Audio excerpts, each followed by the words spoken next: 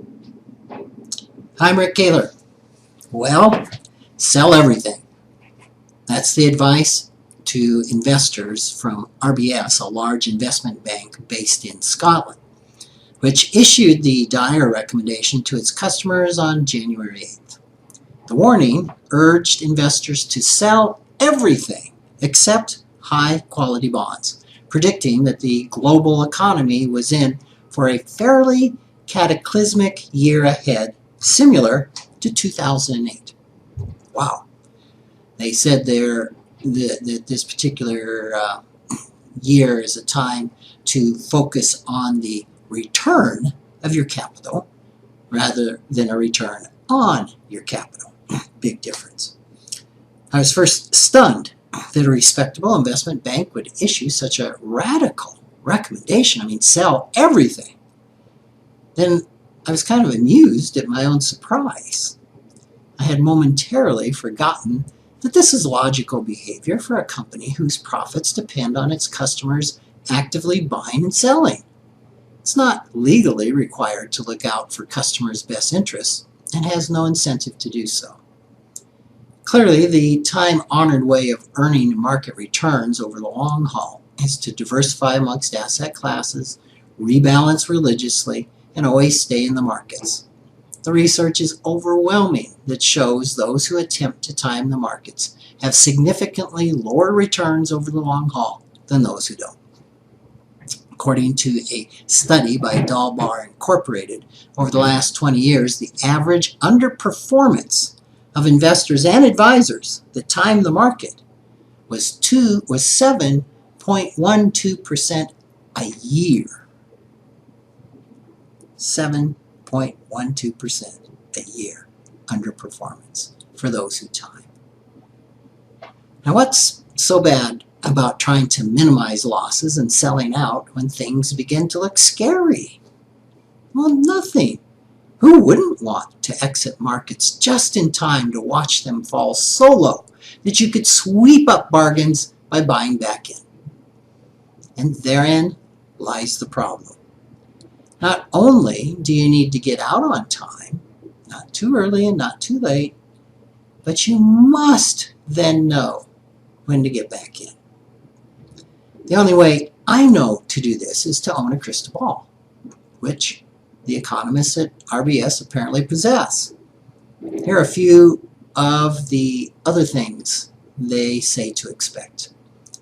Oil could fall as low as $16 a barrel. We've seen it as low as 26 right now. The world has far too much debt to be able to grow well, so growth is kind of off the table. Advances in technology and automation will wipe out up to 1/2 the jobs. 50% of the jobs of the world gone. Global disinflation is turning to global deflation as China and the US sharply devalue their currencies, which hasn't begun yet with the US, but it's possible. We have been teetering on deflation. Here's an interesting one. Stocks could fall 10 to 20%.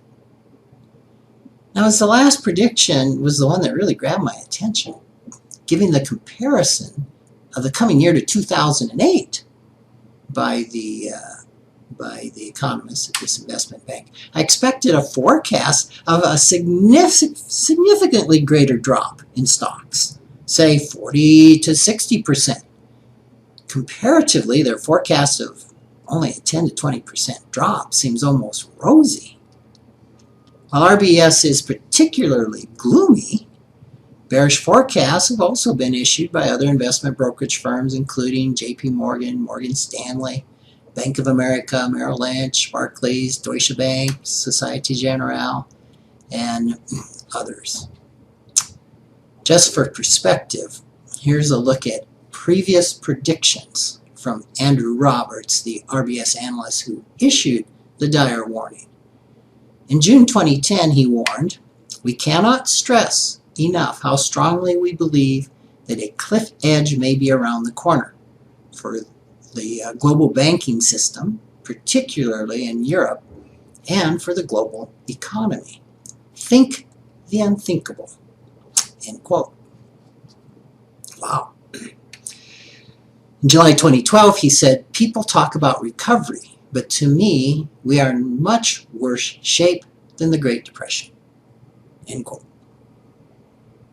Now, so far, neither of those have come about, but interestingly enough, one thing Roberts did not predict was the meltdown of 2008. The inaccuracy of earlier dire predictions should encourage investors to stay the course. As usual, chances are that those who diversify their investments among 5 or more asset classes and periodically rebalance their portfolios will come out on top.